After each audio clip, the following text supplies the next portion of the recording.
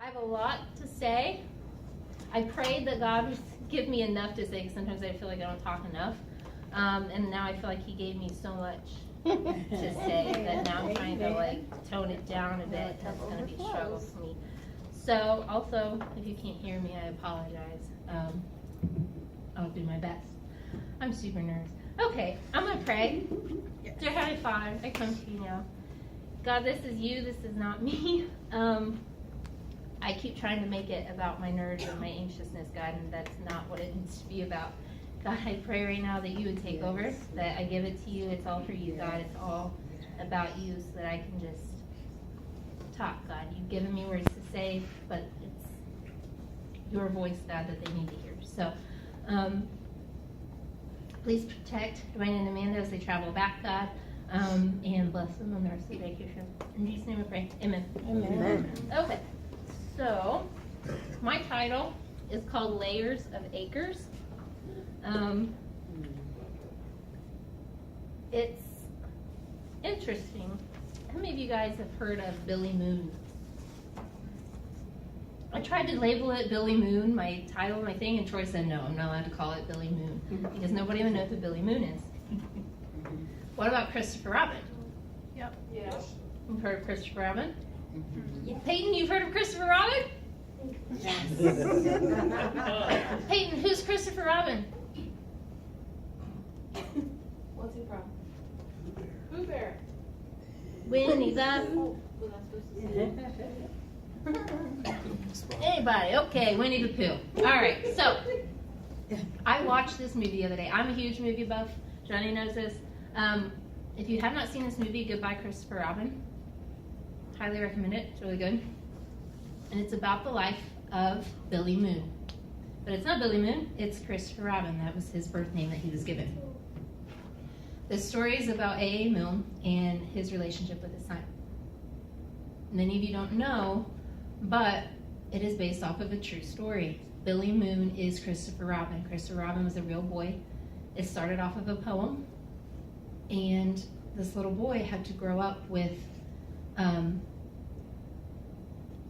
me start off at the beginning of the story, sorry. So I wanted to explain this a little bit, and I feel like you guys can't hear me, and I can't get this situated. Okay, so, stop laughing at me. So,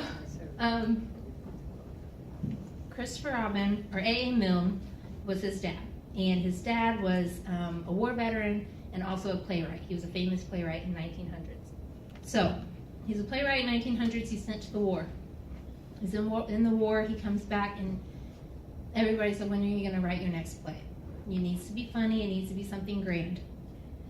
He's like, I don't want to write about something funny. I'm in the war. I've seen a lot. I want to write to end wars. I want a paper that's going to convince the world to end wars. His wife does not agree with it. She says, okay, we'll do what you need to do, but it's not in your best interest. So they move out of London and they move to the woods, the 100-acre woods. They're there in this woods, and the father tries to build a relationship with his son. While they're trying to do that, mom is not happy, and mom ends up leaving the family. She says, you're not going to write anymore. You're not who you told me that you were. She leaves and goes back to London. So it's A.A. Milne and his son, Billy Moon. He's left to raise his son and take care of him. While they're on the 100-acre woods, this little boy had all of these stuffed animals and would take them out into the 100-acre woods and play with them. A. Milne begins to write and sees that he's just writing like little stories. His little boy was like, will you write me a story? And I'll read it, because he knew he was a writer. So he starts writing his little stories, and one becomes a poem. And it's called The Vesper. He sends the poem to his wife, hoping that his wife will return. Do you see, honey? I'm writing again. I'm writing something happy. I'm writing something that will make people happy. Long story short, the wife sees it, ships it off to Vanity Fair, and it's publicized. It's publicized, and the world now knows about Christopher Robin. That was how Christopher Robin was born. This little boy went by Billy Moon, but now he's really Christopher Robin. Long story short, sorry. This movie is really good. So, the world now knows Christopher Robin A.A. Milne is writing all of these stories about his son, about his adventures. This little boy grows up to be a teenager and is shipped off to boarding school, where he's made fun of, chastised, treated differently because of his name, his identity. When he turns 18, it's time to go off to war because there's another war that's happening. He comes home to collect his things, and he has a conversation with his dad, and his dad is begging him not to go off to war, that he had a choice, that he didn't have to go. Like he was willingly trying to go off to war. He wanted to go. And Dad's trying to talk him out of it. He says, no, I'm joining, and I'm joining under Private Milne. I will no longer be called Christopher Robin. I want nothing to do with this family. You have taken my childhood away from me. Everything that you've done to me, I wanted a childhood with you, but you sold all of my memories, and you took them, and you made them public. I just wanted a relationship with my father. Resented his father. Private Milne goes into the war. A.A. Milne receives a letter saying, your son is missing, presumed dead. A.A. Milne is living with this regret of everything that has happened in his child's life, everything that he took away from his child while trying to give him a childhood. Some time goes by. Private Milne shows up on the doorstep. He was not dead. He got a chance with his son for them to talk. That's basically how the movie goes. Now I've told the whole story, so you can't watch it. Sorry. But it's interesting to me because we as family, or we as people, all come with families. And in those families come complications. We all have complications in our families. Dwayne asked me to talk about family, and I looked at him and I was like, right? Because I've got an interesting perspective on family. He said to me, well, you can talk about what you have because, or what you want based on what you don't have. You can take that either way. You can take it as, I don't have my own personal family with a husband and kids, or you can take it as just an immediate family. It is just me and my mom. It's interesting. We all come with complications in our identities. We have careers that we've chosen. We have schools that we've went to and that we've chosen to go to as a student. Whether you're married or unmarried, whether you're a parent or you're not a parent, these are all things that have been chosen. But our names were chosen for us.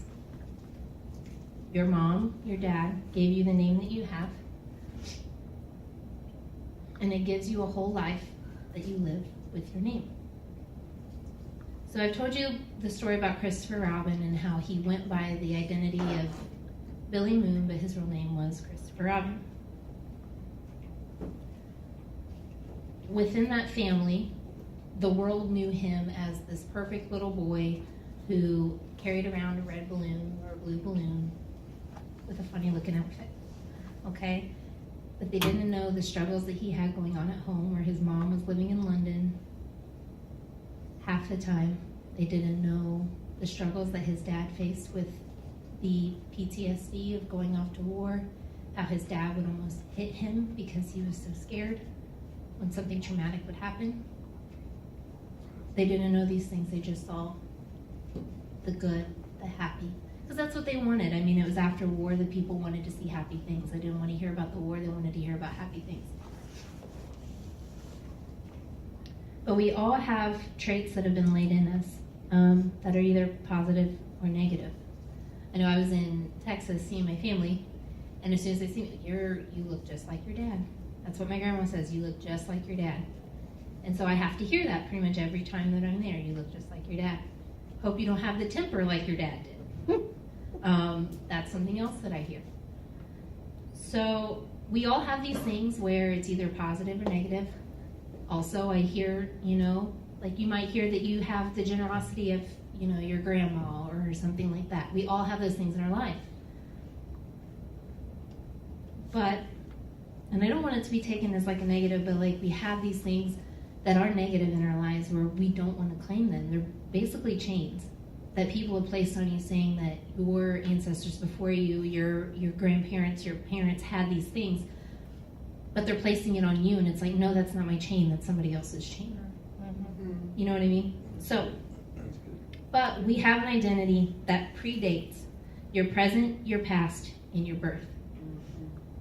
1 John 3:1 says, see what great love the Father has lavished on us, that we should be called children of God. I choose first that I am a child of God. I do not take on the identities of my parents, of my grandparents, of anything else around me, of me being single, of me being lonely, of me being without kids, without any of that. I am a child of God. Amen. That's what I am first. That is eternal. Even though my life will change, my family status will change, that is eternal. So that's what I cling to first and foremost. That's what I am. So when we become saved, we become transformed and freed from the chains of these identities that the world has tied to us. I also look at it this way. Maybe the family, and I've kind of already talked about this, it's limited. The family you are born into isn't the only family that you get. And that's my favorite part, because you grow up, you move out, you make friendships, but those become extended families, right? It's so cool, and I love it because the Grants have become my family. Mama Grant, you're my family. Renee, you're my family. Troy, Trenton, Helen, you guys are my family. Jeanette, Rhonda, the body, the church is my family. Amen. And that's chosen, and that's so cool. Like, you get to choose your spouse, your children. You're so connected to the birth family, but you're not controlled by it anymore. When God is the head of your household, any chains that linger from your birth can be overcome. Amen. Psalm 119, 133 says, guide my steps by your word so I will not be overcome by evil. I have to choose that I am a child of God first and not look at my family status. This is very much for me. This is not like, it was a study for me, so thank you, because I know what you're doing. I came across this, which was really cool, and I was kind of trying to figure out how to incorporate it, but and I love it. It's so good. It comes from Greg Ford, who's a pastor in Columbus, and he gave 4 principles for a better future. It's looking at the heritage of Abraham, Isaac, and Jacob. And so I want to read that, Trenton, if you have that up. It says in Genesis 12, 11 through 13, as he was approaching the border of Egypt, Abram said to his wife, Sarah, look, you are a very beautiful woman. When the Egyptians see you, they will say, this is his wife. Let's kill him, and then we can have her. So please tell her you are my sister. Then they will spare my life and treat me well because of their interest in you. Pretty interesting statement. I'm looking at it from the aspect of looking for patterns.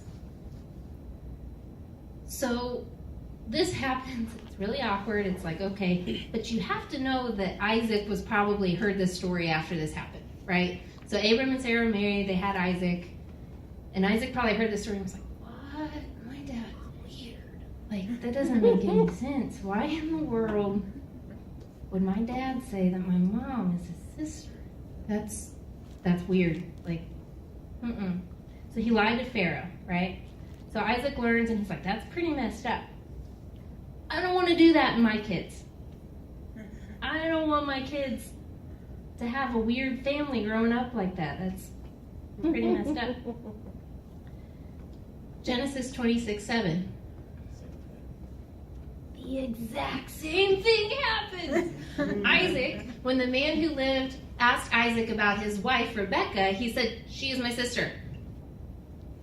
He was afraid to say, "She is my wife." He thought they would kill me to get to her because she is so beautiful. Jesus. Are you kidding me? Yeah. So literally, the exact same thing happens. And Rob Ford said this: patterns imply permission. So you see these patterns in your life. Well, I don't want to do that in my life. My grandparents did this. I don't want to do that. My mom and my dad did this. I don't want to do that. Whether it's a divorce or, other things that have happened, affairs, that type of thing. I don't want that to happen in my life. But honestly, when that's happened, it kind of gives you permission to do it. Like, well, they did it, so they're going to be okay with it. They're okay with it. So it's permission. I'm sorry.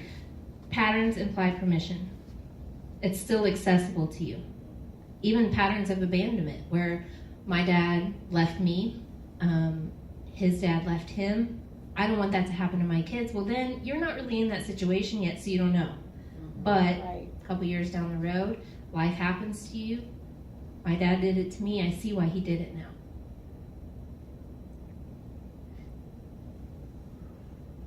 Isaac saw this, and he still did it with Rebekah, saying, "She is my sister." Go on to the next one for me. Isaac loved Esau because he enjoyed eating with the wild game. Esau brought home, but Rebekah loved Jacob. That's not correct. Sorry. Isaac loved Esau because he enjoyed eating the wild game, but Rebekah loved Jacob. So while it's still not the exact same scenario, there's still a complication in the family where Isaac loves Jacob more than loves Esau more than he loves Jacob. Sorry.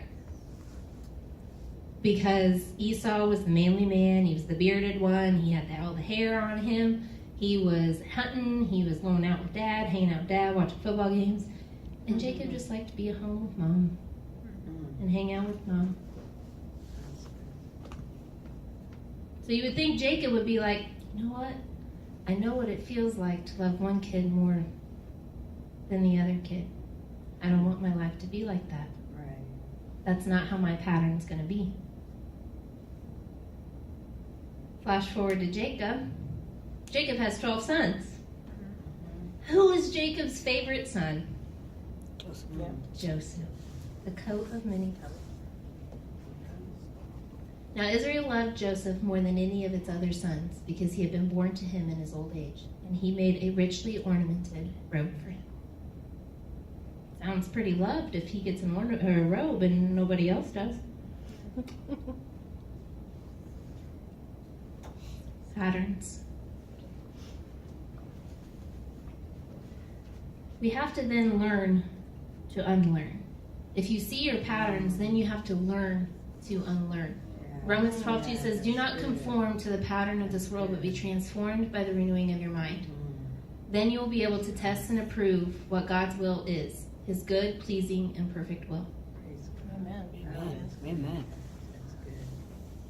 You have to transform the way you think, and you can't do it on your own. You've got to ask God to do it for you. It's his thinking that you've got to have. It's not your thinking. It's not, well, I can take care of this myself. I see the pattern, so I got it all figured out. It's a math equation. I can do it. No, that's not what it is. Come on. Yes. Live by the principles instead of impulses. Going to number 3. Genesis 48:12-14. Then Joseph removed them from Israel's knees and bowed down with his face to the ground. And Joseph took the both of them, Ephraim on his right hand towards Israel's left, and Manasseh on his left towards Israel's right, and brought them close to him. What's happening here is they're trying to give the blessing. But Israel reached out his right hand and put it on Ephraim's hand. Though he was younger and crossing his arms, he put his left hand on Manasseh's head, even though Manasseh was the firstborn. Right hand goes on the oldest. Left hand goes on the youngest. What had happened was he was trying to switch them. Flip to the next screen for me. When Joseph saw his father placing his hand on Ephraim's head, he was displeased. So he took hold of his father's hand to move it from Ephraim's head to Manasseh's head. Joseph said to him, "No, my father, this one is the firstborn. Put your right hand on his head." Joseph saw the pattern. Come on. I think I skipped something I want to go back to, or maybe I didn't. No, I didn't. Joseph's so cool. He's like, this is what Joseph said, "I am living by principle. Do with me what you want." And this, my favorite thing that Rob Ford had said was that when he was in prison, he said, "I would rather live in prison than live not out of prison and in dysfunction." Amen. He would rather be by himself and not have dysfunction in prison than to be out doing what he wants to do and without. Does that make sense? So I think I'm kind of hopping around, sorry. But with this, Bless her. It's great. It's awesome. he saw the patterns. He didn't give it permission. Come on. Bless her. Take personal responsibility for your change. Jacob tried to switch the birthright of Manasseh. Israel tried to switch the birthright of Manasseh and Ephraim. But Joseph caught him. You have to be proactive. Is that Genesis 48:17? Yeah. Sorry. So then, that's my little backstory there. Flip to Ephesians 5:15 through 16. Bless her, Lord. Bless her. Paul writes, "So be careful how you live. Don't live like fools, but like those who are wise. Make the most of every opportunity in these evil days." We do. We live in evil times. We can't deny that. Yeah. That's how it's been. Unless we can recognize, we can't combat and resist the enemy. Yes. We have to first see the patterns Mm-hmm. Come on. in order to combat them and to change them. But it's not just us, it's God. Like, we have to physically give it to God. So, like, in love and marriage,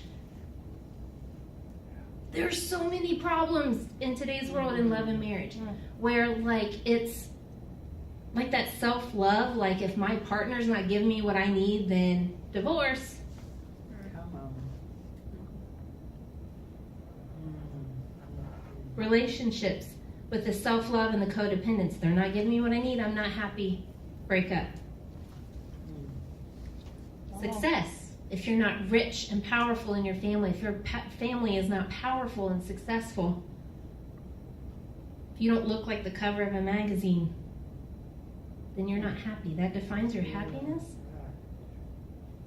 Human nature. It's our human nature to just wring our hands and be done. Yes. Yes. Good. That's good. So, for your family, how do you receive God's wisdom for your family? How do I receive God's wisdom for my family that I don't even have yet? Look carefully at how you walk. We are walking in a world full of landmines. Just like A.A. Milne, walking through a world of landmines, where this world is hostile and cruel and lonely, and it's intended for Satan to destroy us. We have to walk carefully. Surrounding yourself, even with your family and with your people who know this, who are there walking with you through the landmines. So good. Isolation does not help you. No. Amen. Separating yourself from your family does not help you. No. That's right. Wringing your hands and saying, "I'm done with you," does not help you. Right. Come on. Come on, Chad. we need to walk not as unwise men, but as the wise. Mm. Reject the wisdom of this world that exalts you or man. Man, that's good stuff. Embrace God's wisdom that centers Jesus. And I think you put this up here too. Oh, no. The 1 Corinthians 1, 18 through 31. The message of the cross is foolish to those who are headed for destruction. But we are being saved, knowing it is the very power of God. As the scripture says, I will destroy the wisdom of the wise and discard the intelligence of the intelligent. To this world, it doesn't make sense to do what we do. Bring it. Right. That's right. Yeah. So where does this leave the philosophers, the scholars, and the world's brilliant debaters? God has made the wisdom of this world look foolish. Amen. Yes. Amen. Oh, That's so good. yes. God has made the wisdom of this world look foolish. One more, just because we can. Colossians 2, 8 through 15. Do you have that one? Don't let anyone capture you with empty philosophies and high-sounding nonsense that come from human thinking and from the spiritual powers of this world Oh, yeah. rather than from Christ. For in Christ lies all the fullness of God in a human body. So you are also complete through your union with Christ, who is the head over every ruler and over every authority, who is the head of every household, whether you have a full family Yeah. or not. Bring it. Come on. When you came to Christ, you were circumcised, but not by a physical procedure. Christ performed a spiritual circumcision, the cutting away from your Praise sinful nature. Come on. Praise God. Good Lord. God's wisdom humbles human pride and glorifies Christ and his crucifixion. This ultimate act of selflessness and sacrifice not only made a way for us to be part of God's family, it gives us the beautiful picture of how we are to forgive those whose sins have injured us. Amen. Praise God. That's good. The next one is buy back opportunities. You're fine. Buy back opportunities. So my first point for that was that we need to look carefully at how we walk, but now I'm saying that we need to buy back those opportunities. By wringing our hands and saying that we're done does not fix anything. When I went and talked about Ephesians, Paul was talking about the Gentiles who were in their families, they were walking around aimlessly and they were self-pleasing, they were sensual, they were walking around and wanting to do what pleased them, and they were feelings oriented, Right. and they were greedy. Jesus. As Christians, we have the opportunity to buy back the time that would otherwise be wasted in selfish living and use it for eternity. I love that because we have the upper hand. That's what, like, we don't have to sit and dwell on all this stuff. Like, we know what eternity is. We have hope in the eternity that is Jesus. Like, he fixes all these complications. You know what I'm saying? Yes. Like, he fixes all of that. When we live daily by growing in God's wisdom and reject the pain of this world, there will be choice moments that we can be transformed by using those useless and pointless moments and use them for God's eternal purpose. I don't regret anything that has happened in my life. Amen. Amen. Praise God. In the process of it, yes. But looking back, no, because there's so many other people that I can reach. God's giving me people that I've talked to in my life about things that have happened to me that unexpectedly I was helping somebody else because I've been through it. You're going through something now because you can help somebody else. Yes. Yes. Amen. You Amen. have the hope Come on. to Bring it. help other people. Glory. Amen. Whether it's in your marriage, whether it's your past, your childhood, your birth that did not, your childhood that did not go so well, you can reach other people. Amen. Yes. Praise God. Praise God. Patterns imply permission. Don't give it permission. Amen.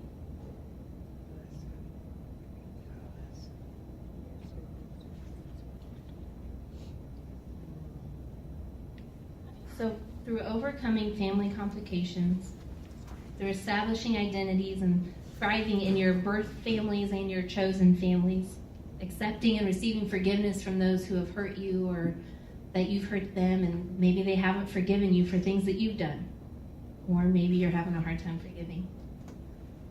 But what about the healing that needs to come from family? Next slide, please.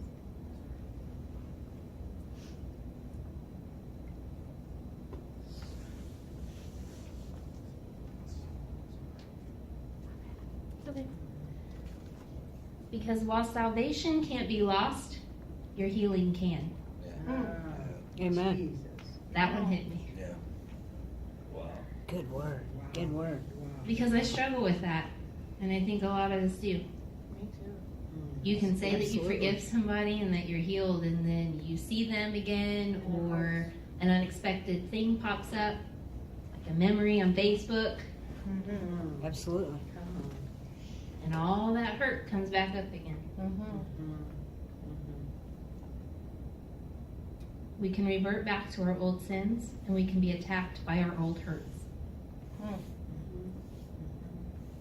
But we have to cry out like David, create in me a pure heart, O God. Psalms 147:3 says he heals the brokenhearted and bandages their wounds. Revelation 21:4 says he will wipe away every tear from their eyes, and there will be no more death or sorrow or crying or pain, and all these things are gone forever. Amen. Matthew 11:28 says, then Jesus said, come to me, all of you who are weary and carry heavy burdens, and I will give you rest. So many complications in our families, but in the end we still need each other, Amen. Yes. and we can't wring our hands of each other. No. We are family. God put us together. Amen. You have your separate families, I have my separate family, but we are together and we are a family. Yes. And I love you guys, Praise God. Praise God. and I appreciate you. Yes. Praise God. Good, good, We will overcome good. Amen. by the word of the Lamb. Wait, Absolutely. Yeah. Word of By the blood. by the blood of the Lamb and the word of our testimony. Amen. Amen. Amen. Praise God. I'm going to pray. Can I pray? That's good stuff. That was great. Amen. Hallelujah. God, I pray that you would constantly remind us of our identity in you, that we are not known by the identity of our mothers or our fathers. We are not known by the identities of our grandfathers or even our children, God. But we fully embrace your relentless and unending love. Yes. God, we are so thankful for the families that you've given us, our birth families and for our chosen families. But God, help us to honor them in their decided and in the end. So the words are up if you want to see them. It's called I Am Not a Victim by Christine DeMarco. The words are really, really good. Woohoo! Come on. That's good. There you go.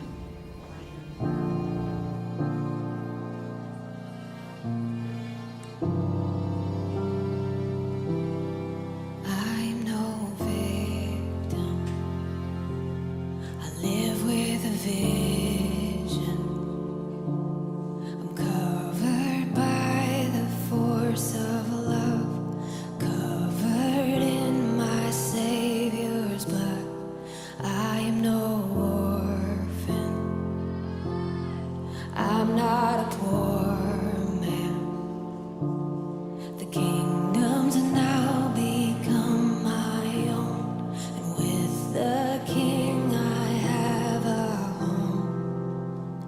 He's not just reviving, not simply restoring. Greater things have yet to come. Greater things have yet to come.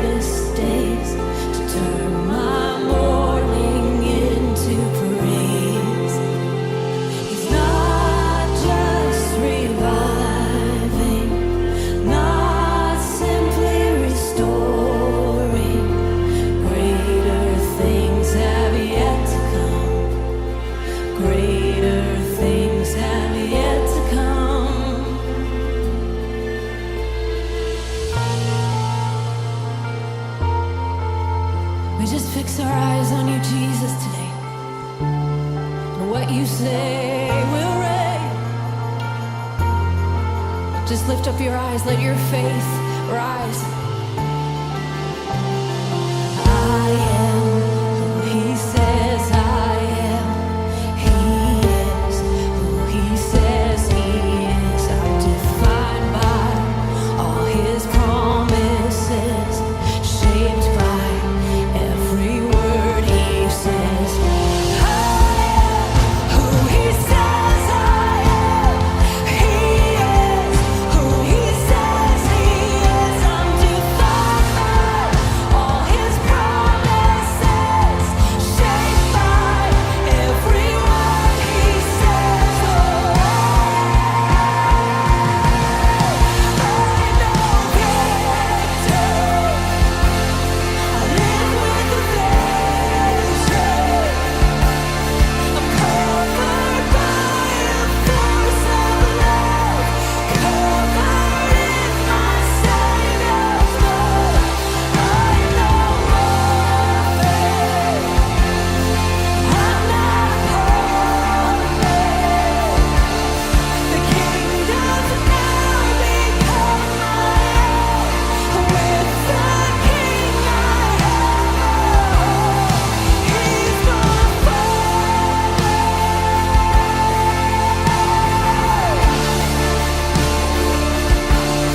His provision and enough wisdom. I know victim. Oh, I know victim. Sing he is, and I am. He says I am. He is who he says he is. I'm defined by all his promises, shaped by every word he says. So I speak it over yourself today. He is who he says he is. I'm defined by all his promises, shaped by every word he says. Oh, I am. He is. I'm defined by all his promises, shaped by